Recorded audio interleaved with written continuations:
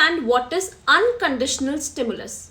Unconditioned stimulus is a stimulus that triggers a natural response in us. For example, a hot stove. Hot stove is an unconditioned stimulus. As soon as we touch the hot stove, we have a reflex and we pull back our hand.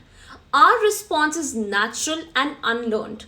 Another example is a very loud noise. When we hear a loud noise, we suddenly jump or flinch. So any stimulus which occurs naturally and triggers a natural unlearned response in us, it is called as unconditioned stimulus.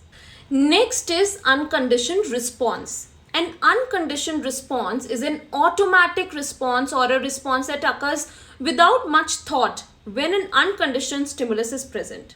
So if you smell your favorite food and your mouth starts watering, the watering is an unconditioned response. Or like I gave you an example of hot stove and loud noise. So whatever is our natural response to it, that is pulling our hand away or jumping respectively, are the unconditioned responses. We are done with the topic. If you have any queries, anything that you would like to know more, or if you like the video, then please do leave your comments in the comment section below.